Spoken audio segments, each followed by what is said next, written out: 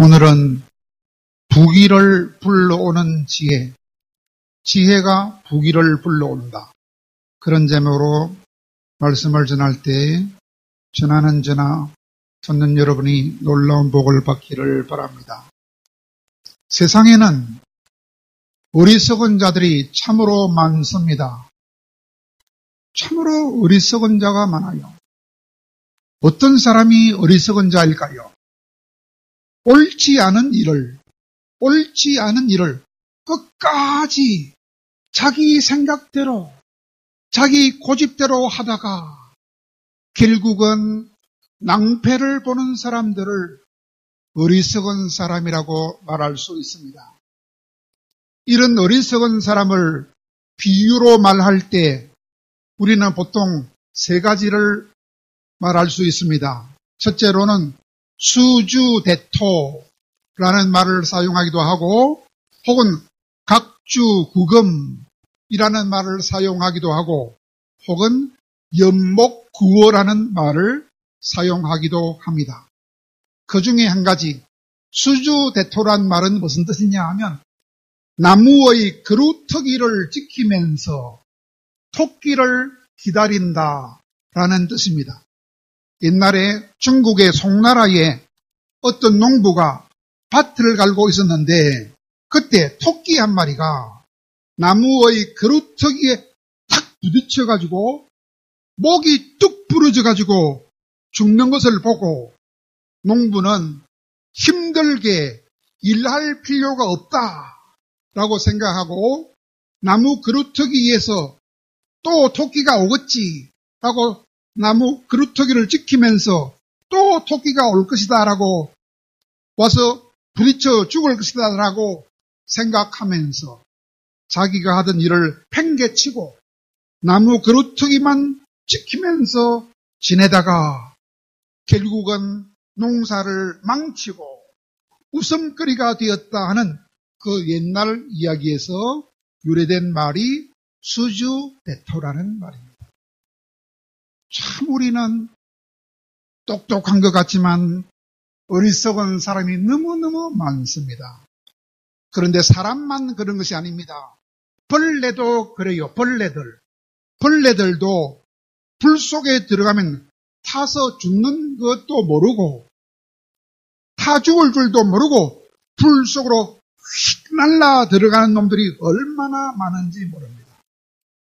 벌레만 그렇습니까? 물고기도 그렇습니다. 물고기도 위험한 줄도 모르고 낚시꾼이 쳐놓은 미끼를 덥석 물고 가다가 걸려서 죽는 어리석은 물고기가 얼마나 많은지 모릅니다. 그러므로 소련의 유명한 톨스토이는 이런 말을 했습니다. 사람 안에 있는 것은 사랑이다. 그러나 사람 안에 없는 것은 지혜다. 사람 속에 사랑은 있지만 사람 속에 지혜는 없다.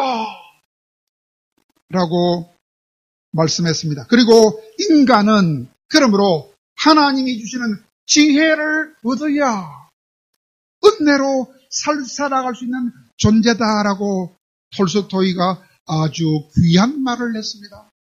사람 안에 있는 것은 뭐라고요? 사랑은 있지만 사람 안에는 뭐가 없어요? 지혜가 없어요. 그러므로 하나님이 주시는 지혜를 얻어야 은혜롭게 살 수 있다. 참 톨스토이는 믿음 좋은 사람입니다. 그런 말을 했어요. 기원전 218년에 북아프리카, 오늘날 튀니지라는 나라가 있는데 거기서 강력한 나라가 있었습니다. 그 나라 이름은 카르타고였습니다. 그 카르타고는 페니키아인들이 지배한 나라였습니다. 아주 강한 나라였습니다. 기원전 218년 그 튀니지에서 보병 5만 명과 기병 1만 2천 명과 그리고 코끼리 37마리를 이끌고 알프스 산을 넘어서 로마를 향하여 공격해 들어가서 로마군을 전멸시켰던 카르타고의 유명한 장군이 있었습니다. 그 사람 이름은 한니발이라는 장군입니다. 근데 그 장군은 우리나라 고려시대에 유명한 장군 있죠. 궁예라는 장군처럼 한쪽 눈이 없었어요. 한쪽 눈만 있는 애꾸눈 장군이었습니다. 그런데 그 장군도 자기 모습을 후세에 남기고 싶었습니다. 그래서 유명한 화가를 불렀습니다. 내 초상화를 그리라 그랬어요. 그랬더니 화가가 한쪽 눈이 없는 그 모습을 보고 그대로 그렸어요. 그랬더니 한쪽 눈이 없는 자기 모습이 너무 흉한 것을 자기가 한니발이 보고 크게 화를 내면서 감히 나를 병신으로 그려놓다니 이놈 목을 당장 베라 그랬어요. 그래서 그 화가는 당장 죽음을 당했습니다. 그 소문이 나라 밖에 쫙 퍼졌습니다. 그래서 두 번째로 화가가 불려갔을 때 화가는 벌벌벌벌벌 떨었습니다. 그래서 장군의 눈이 하나밖에 없었지만은 두 눈을 가진 멀쩡한 모습으로 장군의 초상화를 그렸다 그랬습니다. 그러자 이번에도 그 장군이 노를 바라면서 이렇게 말했다 그래요. 내 눈은 하나밖에 없는데 어째서 두 개로 그렸느냐 하면서 거짓으로 그림을 그린 저놈의 목도 쳐라. 그래서 그 두 번째 화가도 죽음을 당하고 말았습니다. 그러나 여러분, 세 번째로 불려간 화가는 아주 지혜로운 화가였다 합니다. 뭐라고 하느냐? 장군님, 하니까 왜? 하니까 옆으로 비스듬히 앉으세요. 옆으로 비스듬히 앉으세요. 라고 말을 한 다음에 한쪽 눈과 콧등만 그렸다고 했습니다. 이렇게 옆으로 각도를 싹 옆으로 잡아가지고 얼굴을 그렸더니 다른 한쪽 눈은 보이지 않고 아주 멋지게 보이는 초상화를 그렸더니 그때야 비로소 한니발 장군이 대만족해가지고 큰 상을 주어라. 큰 상을 받고 살아남았다 합니다. 여러분, 내 남편이 좀 시시해도, 내 아내가 좀 시시해 보여도, 내 자식이 좀 시시해 보여도, 우리 교회가 좀 시시해 보여도, 그러나 각도를 잘 잡아서 보면 참 좋아 보일 수 있습니다. 우리 교회같이 좋은 데가 없어요. 우리 아내처럼 좋은 아내가 없어요. 그렇지 않습니까? 우리 남편보다 더 좋은 남편이 없어요. 그렇지 않습니까? 아멘 해야죠. 각도를 잘 맞추면 너무너무 좋아요. 지금 상황이 좀 어려울지라도 각도를 잘 잡아보면 우리한테는 감사할 것밖에 없습니다. 여러분, 각도를 잘 잡는 것이 지혜입니다. 그러므로 지금 우리가 어떤 상황과 어떤 조건 속에 처해 있을지라도 지혜만 있으면 항상 기뻐할 수 있으며 범사에 감사할 수 있음을 잘 깨닫는 우리 모두가 되기를 간절히 바랍니다. 아멘이 많이 나오네. 참 감사합니다. 오늘 본문은 지혜의 왕인 솔로몬이 누구한테 준 말입니까? 어리석은 자기 아들한테 주었어요. 어리석은 솔로몬의 아들이 누굽니까? 르호보암이라. 오늘 본문은 지혜의 왕 된 솔로몬 왕이 어리석은 자기 백성들한테 줬어요. 어리석은 백성이 누굽니까? 이스라엘 백성들입니다. 뭐라고 말했습니까? 사랑하는 아들아, 사랑하는 백성들아, 너희들이 지혜를 얻게 되면 나처럼 부귀도 영화도 다 이룰 수 있다. 그 말을 오늘 솔로몬의 어리석은 자기 백성들에게 자기 아들한테 해주고 있는 것입니다. 왜냐하면 하나님이 솔로몬의 아버지 다윗도 하지 못했던 성전을 건축하는 일을 맡겨주셨기 때문에 그 은혜가 너무나 감사해서 하나님께 1000번제를 드렸더니 하나님이 그날 밤에 나타나셔서 솔로몬에게 뭐라고 했습니까? 솔로몬아, 고맙다. 내가 너에게 무엇을 줄까? 그때 솔로몬은 하나님, 나는 지혜가 없습니다. 지혜를 주시옵소서라고 기도했을 때에 하나님은 그에게 전무후무한 지혜를 주었습니다.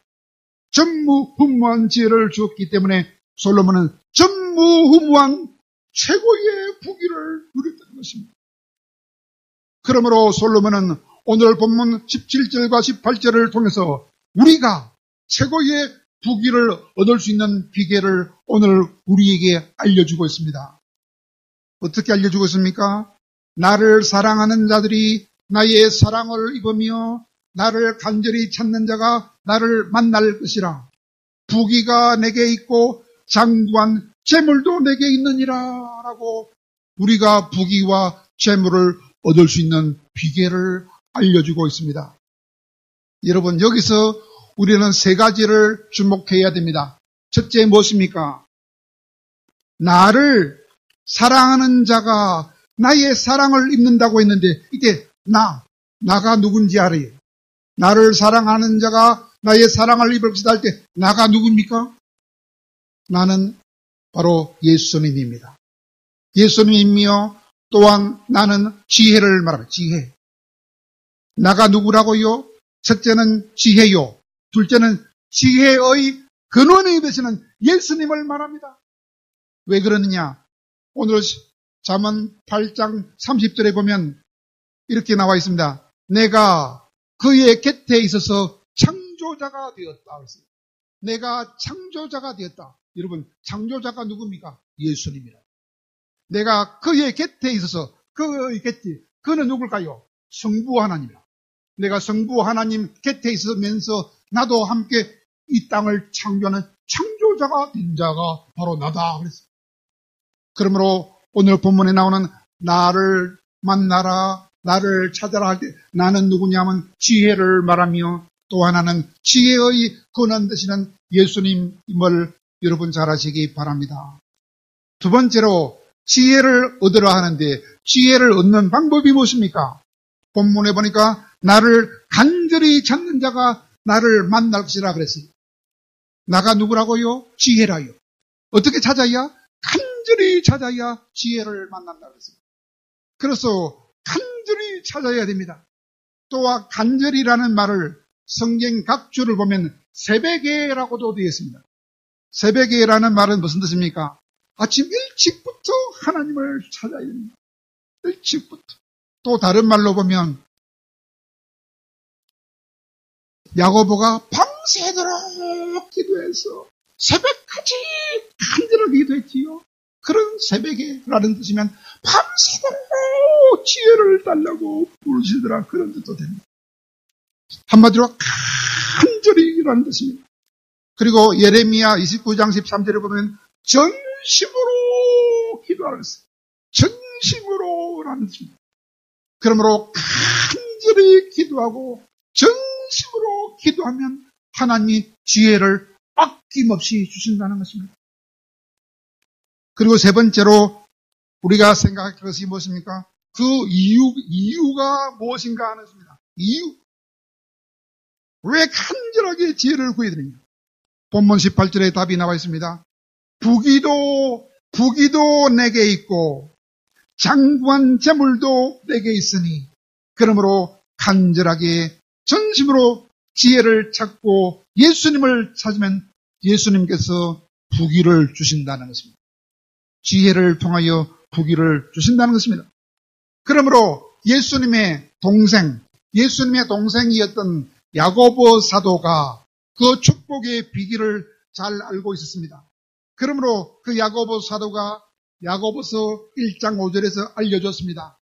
너희 중에 누구든지 지혜가 부족하거든 모든 사람에게 후히 주시고 꾸짖지 아니하시는 하나님께 지혜를 구해라. 그리하시면 하나님이 지혜를 주실 것이다. 그렇게 말씀하고 있습니다.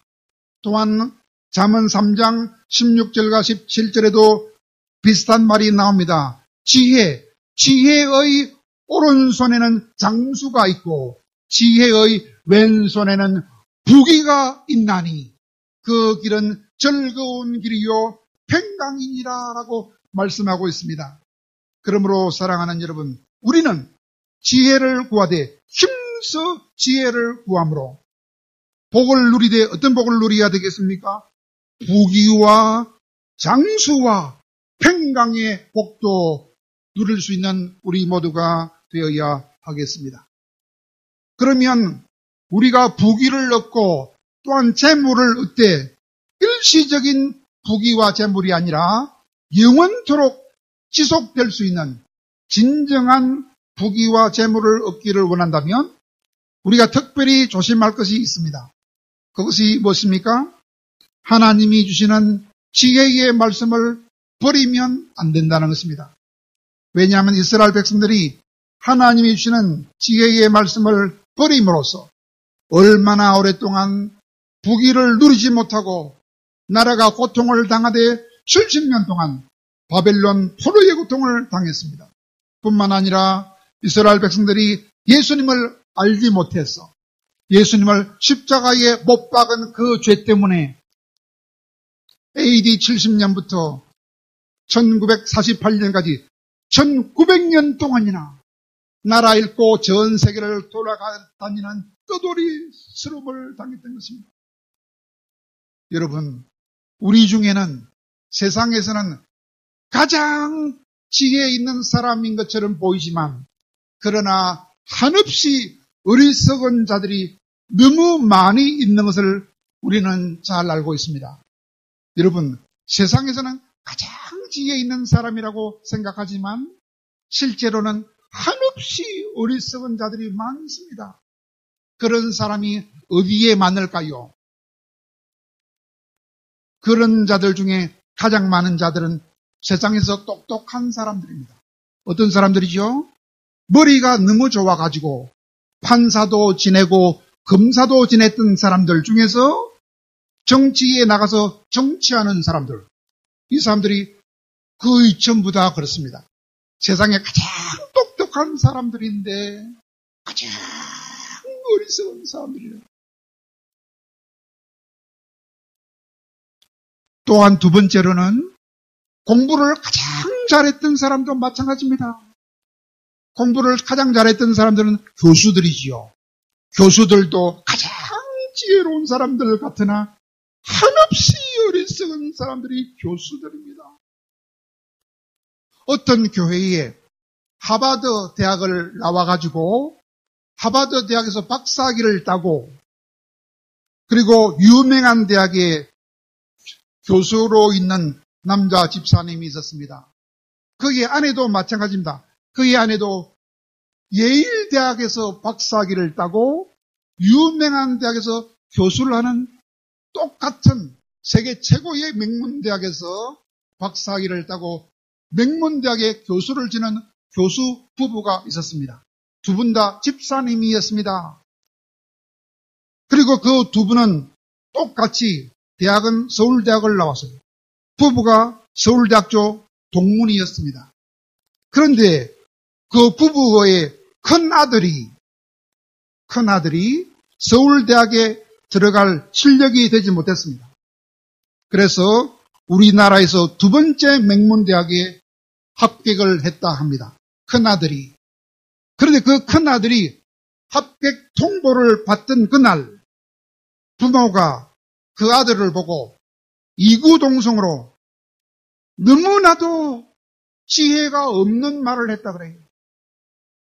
무슨 말을 했을까요? 내가 그대로 옮기면 혹시 여러분 중에 시험 받을 사람이 있을까 싶어서 그대로 옮기지 않겠습니다. 조금 둘러서 옮기겠습니다. 조금 둘러서 말하겠습니다. 뭐라고 했느냐? 너는 우리 집 아는 아닌 것 같다. 너는 남의 집 아인 것 같다. 그렇게 말했다.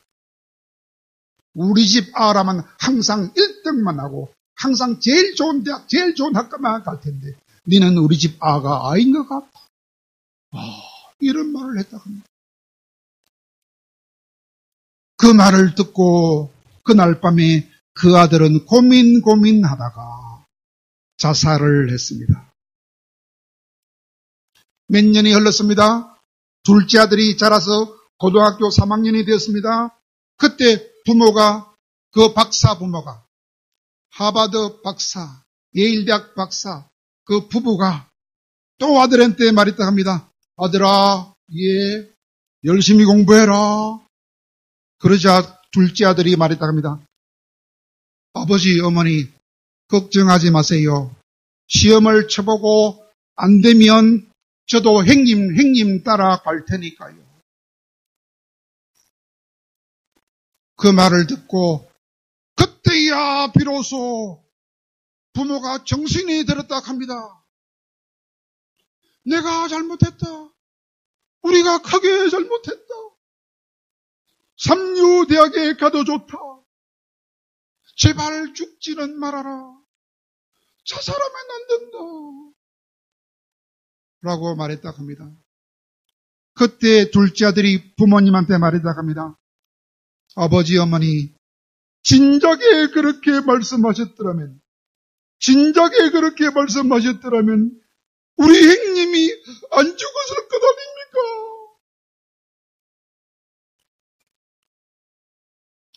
하버드 대학을 나오고, 예일 대학을 나오고, 서울대학을 나온 가장 머리 좋다는 그 교수의 지혜는 아들을 살리는 지혜가 아니고 아들마저 죽이는 지혜였다. 그 말입니다. 오늘날 대부분의 판사, 검사 출신의 정치가들은 백성을 죽이고 있습니다. 백성을 죽이고 있습니다. 나는 우리 다에는 백성을 살리는 법조인이 되기를 간절히 바랍니다.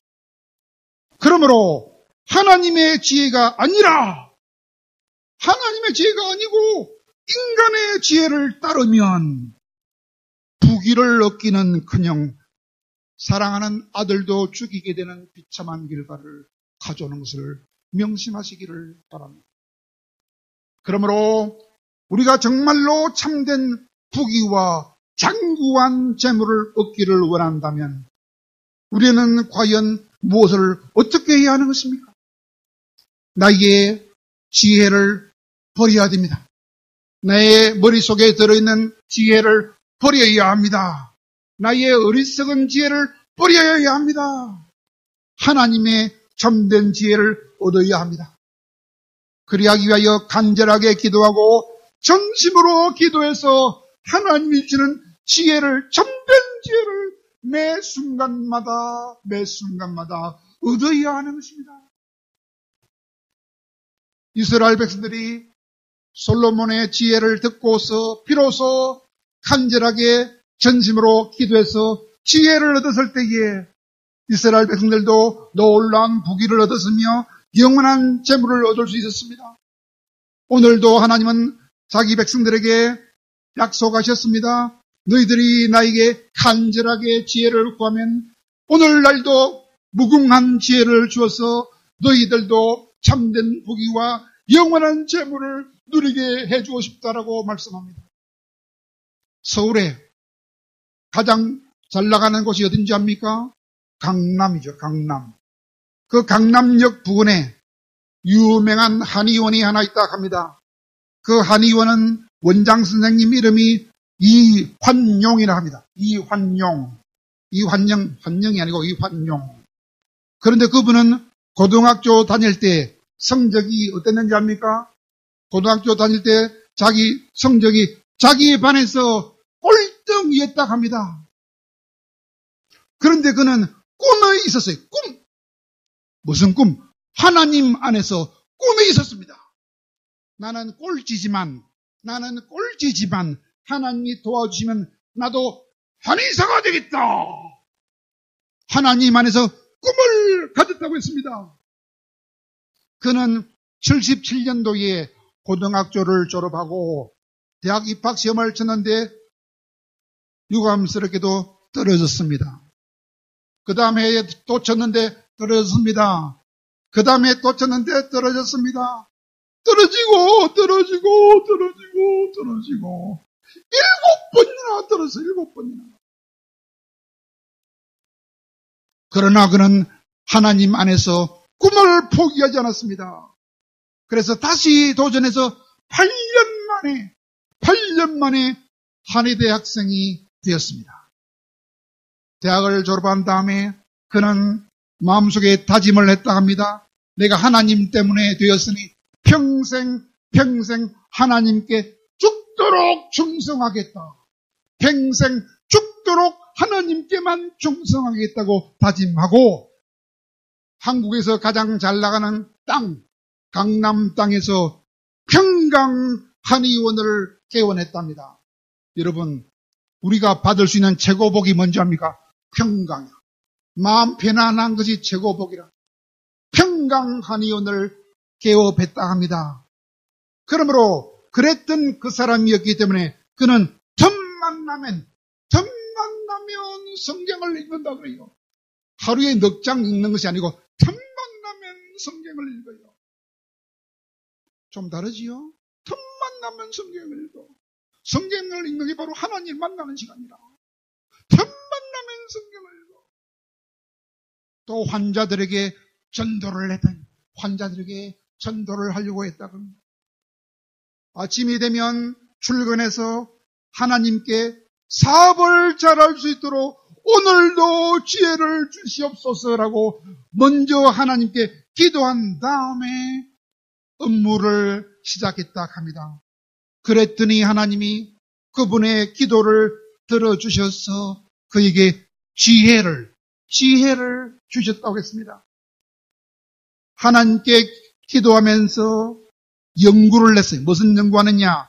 느릅나무 중에 참 느릅나무 그 뿌리, 참 느릅나무 뿌리를 연구하던 중에 코의 염증을 치료하는 비염치료제인 청비환이라는 약을 개발했다 합니다. 그 청비환이 효력이 너무 좋았어요. 그 때문에 환자들이 구름처럼 몰려와서 밤 10시가 되어야 한의원 문을 닫는답니다. 뿐만 아니라 그렇게 되니까 그는 남들보다 8년 늦게 한의사가 되었지만 그러나 남들보다 더 먼저 유명한 사람이 되고 다른 사람보다 더 많은 부귀를 누리는 엄청난 복을 받고 있다고 합니다. 그리고 나중에는 KBS, 텔레비전, 동의보감 등 한방 프로그램에 출연하게 되었고 각종 신문과 잡지에도 출연하게 되었으며 수입이 아주 많은데 수입을 얻은 만큼 정직하게 그대로 신고해가지고 세금을 잘 내가지고 국세청으로부터 성실 납세자 상도 받았다고 합니다. 포천에 15만 평의 땅을 사가지고 거기서 약재를 재배해서 얻어서 싸게 공급하고 있다고 합니다. 그래서 그는 간증을 하는데 어떤 제목으로 간증하느냐? 꼴찌였던 나를 강남에서 첫째가 되게 하신 하나님, 꼴찌였던 나를 서울에서 가장 비싼 강남 땅에서도 첫째가 되게 만드신 하나님, 그런 제목으로 간증을 하게 되었다 합니다. 사랑하는 여러분, 그러므로 우리들도 비록 지금은 내가 꼴찌일지라도 전혀 낙심할 필요가 없습니다. 왜냐? 하나님이 나를 사랑하십니다. 나도 하나님께 지혜를 달라고 기도하되 간절하게 전심으로 기도하고 노력하면 하나님도 언젠가는 우리에게 머리가 되게 해주실 날이 올 것이기 때문입니다. 그러므로 사랑하는 여러분, 우리는 인정해야 됩니다. 무엇을 인정해야 됩니까? 하나님, 내 머릿속에는 지혜가 없습니다. 내 머릿속에는 지혜가 없습니다. 나는 어리석은 놈입니다. 나의 어리석음을 하나님 앞에 겸손하게 인정하시고 날마다 겸손하게 하나님께 구해야 합니다. 오늘도 지혜를 주옵소서. 오늘도 지혜를 주옵소서. 날마다 지혜를 구하심으로 지혜를 통하여 하나님께서 이환용 한의원 원장님을 축복하신 것처럼 많은 부귀와 영구한 재물을 복을 받아 세무서 신고할 때도 정직하게 신고해서 정직한 납세자 상도 받을 수 있는 복된 여러분이 다 될 수 있기를 간절히 바랍니다.